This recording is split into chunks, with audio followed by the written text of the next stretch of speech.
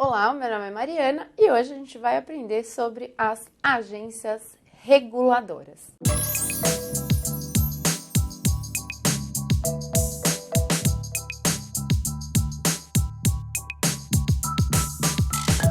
Muito bem, pessoal, na aula passada a gente falou sobre as agências executivas e hoje a gente vai falar, então, sobre as agências reguladoras.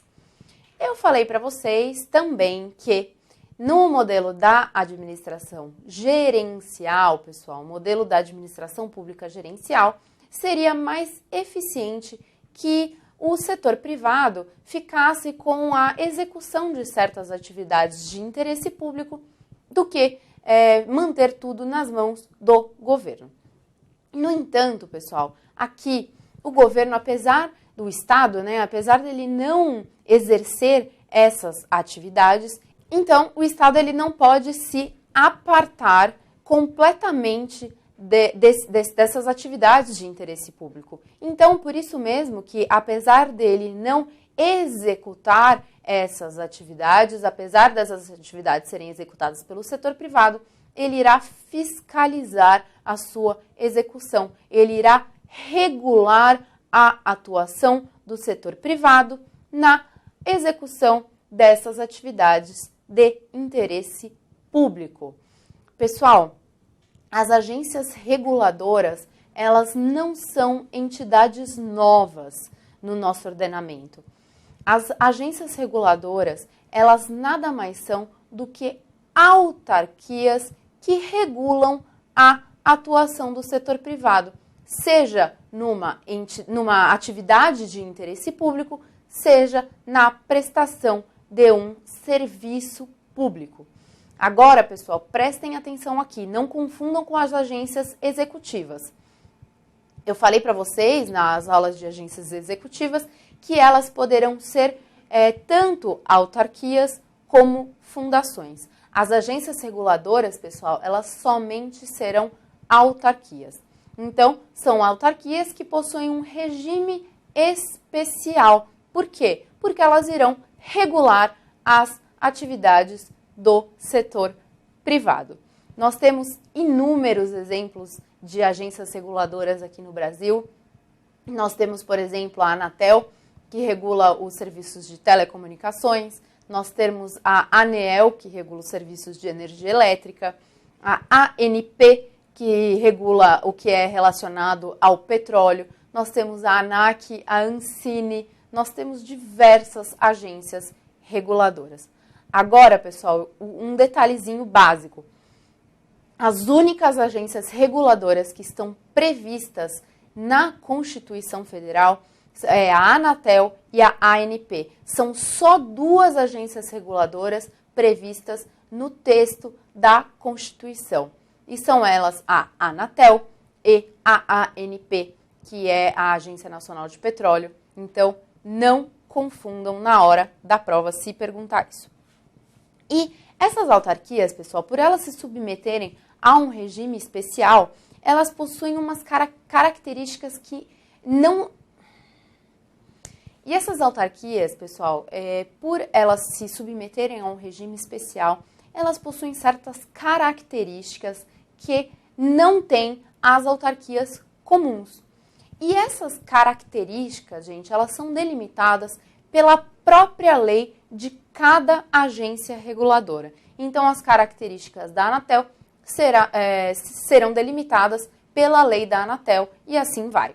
No entanto, gente, existem características comuns em relação às agências reguladoras e são essas características comuns que a gente vai estudar agora. A primeira característica básica, pessoal, de uma agência reguladora é a possibilidade da atividade regulatória. Óbvio, o nome é agência reguladora, ela pode exercer atividade regulatória. E o que significa exercer uma atividade regulatória, pessoal? Ela pode fiscalizar e pode punir o setor privado pela má execução, seja do serviço público, seja da atividade de interesse público. Eu não sei se vocês sabem, mas vocês podem ligar, por exemplo, para a Anatel reclamando de serviços prestados pelas nossas operadoras de telefonia móvel, fazendo essa ligação, denunciando a má prestação do serviço, a Anatel poderá punir qualquer dessas prestadoras de serviço de telefonia móvel, certo? Isso é um exemplo, acho que bem clássico no nosso cotidiano. Então, primeira característica comum é o exercício de atividade regulatória. Outra característica, pessoal, é a possibilidade de exercício do poder normativo. Aqui, gente, eu vou remeter vocês à aula sobre poderes da administração pública. Vocês se lembram que dentro do poder normativo eu falei que existem os regulamentos autorizados? Se vocês não se lembram disso, por favor, assistam a aula em relação aos poderes da administração. Eu falei para vocês que existem os regulamentos autorizados. Nada mais são do que a possibilidade de uma entidade que não é o poder legislativo criar regulamentos, criar normas para situações não não tuteladas por lei. Então, se existir alguma situação em que a própria lei, advinda do Poder Legislativo, não tutelar, não regular, as outras entidades poderiam, então, editar esses regulamentos autorizados. E isso cria uma grande divergência na doutrina, porque quem é contra diz que esses regulamentos autorizados eles não estão previstos na Constituição e, além disso, o Poder Legislativo jamais poderia delegar uma função que lhe é típica, uma função de fazer leis, certo? Porém, a parte da doutrina que é a favor diz o seguinte, que esses regulamentos autorizados, eles não criariam deveres e nem obrigações a terceiros, mas eles só iriam prever normas técnicas, normas interessantes dentro daquela seara de atuação. Então, aqui, pessoal, para quem defende a possibilidade dos regulamentos autorizados, as agências reguladoras, elas poderão sim editar normas técnicas dentro da sua própria área de atuação. E também, outra característica básica é a maior autonomia das agências reguladoras em relação às autarquias comuns. Mas quando eu falo maior autonomia, o que eu quero dizer com isso, pessoal? É uma ampla liberdade, é uma maior liberdade de atuação. E como se dá essa maior liberdade de atuação, pessoal? Ela se dá através de algumas características específicas dessas agências reguladoras. Então, a primeira delas seria que seus dirigentes possuem mandato fixo. Diferentemente das autarquias comuns, onde os dirigentes podem ser despedidos, podem ser mandados embora a qualquer momento, aqui, pessoal, nas agências reguladoras, eles têm mandato fixo, então eles têm um prazo a ser cumprido. Isso, gente, acarreta uma maior liberdade de atuação, porque os dirigentes não vão se sentir tão pressionados na hora de praticar os atos que condizem com o seu pensamento, que dizem respeito à sua consciência. Onde, na autarquia comum, por poderem ser mandados embora a qualquer momento, eles se sentem um pouco mais presos, um pouco mais prejudicados na sua atuação. E aqui, por terem mandato fixo, eles podem agir, podem decidir livremente. Então, esse é um aspecto. Um outro aspecto, pessoal, também relacionado aos dirigentes, significa que a indicação dos dirigentes dentro da agência reguladora, ela é uma indicação técnica. Como assim? Pessoal, o chefe do Poder Executivo, ele irá indicar a pessoa que estiver mais apta, tecnicamente falando, para exercer aquela função. Então, você vai pegar especialistas da área para exercer para ocupar o cargo de dirigente. Diferentemente das autarquias comuns, pessoal, onde a indicação é livre, o chefe do Poder Executivo poderá indicar quem ele bem quiser.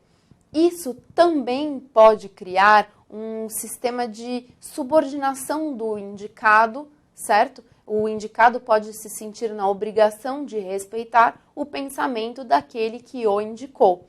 E aqui não. Como a indicação aqui nas agências reguladoras é uma indicação técnica, o dirigente, então, ele poderá agir da melhor forma, técnica, poderá tomar as melhores decisões dentro daquele âmbito seu de atuação, dentro do seu âmbito de especialidade.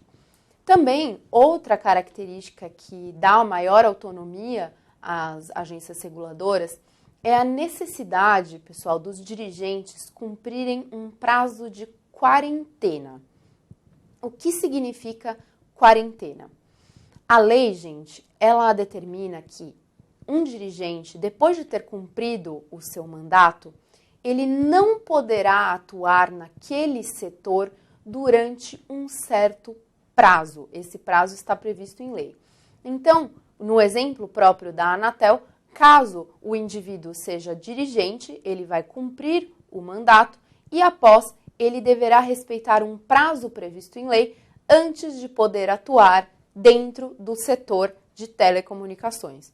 Por que isso, pessoal? É lógico, o indivíduo foi dirigente, é muito provável que, caso ele volte a atuar logo depois de ter saído da sua posição de dirigente da Anatel, ele comece a atuar no setor de telecomunicações, seria muito fácil ele ter influências sobre a atuação, a prestação desse serviço. Então, por isso mesmo, ele deve respeitar esse prazo previsto em lei, chamado de quarentena. Também, outra forma de maior autonomia dada às agências reguladoras é que elas possuem fontes próprias de arrecadação. Lembram-se vocês, quando a gente estudou as autarquias, que o patrimônio das autarquias comuns nada mais são do que repasses feitos pela pessoa que criou essa autarquia. Então, os bens das autarquias comuns são bens da pessoa que a criou. Caso a autarquia seja extinta, esses bens serão revertidos à pessoa jurídica que criou essa autarquia. Aqui, pessoal, a agência reguladora, ela possui fontes próprias de arrecadação. Então, os seus bens, o seu patrimônio, não será um patrimônio de repasse, será um patrimônio próprio, certo? Isso também faz com que ela tenha maior liberdade de atuação. E, por fim, não existe instância revisora dos atos praticados pela agência reguladora. Ou seja, os atos praticados pela agência, eles não serão revisados. Logicamente, caso sejam ilegais os atos, o Poder Judiciário sim poderá agir. Mas em relação ao seu aspecto administrativo, esses atos das agências reguladoras, eles não serão revistos. E isso demonstra a grande autonomia que elas têm em relação às autarquias comuns. É bem diferente. E, por fim, em relação ao controle, à fiscalização, a fiscalização feita sobre a agência reguladora, ela não difere da fiscalização sobre as autarquias comuns. É basicamente, são as mesmas regras de fiscalização de uma e outra. Aqui, pessoal, a única diferença é que dentro das agências reguladoras existe a possibilidade de maior participação popular. Então, aqui, as agências reguladoras, elas são obrigadas a fazer audiências públicas, consultas públicas para expor o seu funcionamento, para expor as suas decisões e submeter essas decisões e atos ao crivo popular. Então, elas são obrigadas a abrir para o público os seus atos, enfim. E aí, acaba que dentro das agências reguladoras existe, então, uma maior fiscalização popular. Mas, tirando isso, é a mesma coisa do que as autarquias comuns. E é aqui que a gente encerra a nossa matéria sobre terceiro setor, sobre entidades paraestatais. agências executivas e agências reguladoras. Se vocês gostaram, compartilhem e eu espero vocês na aula que vem.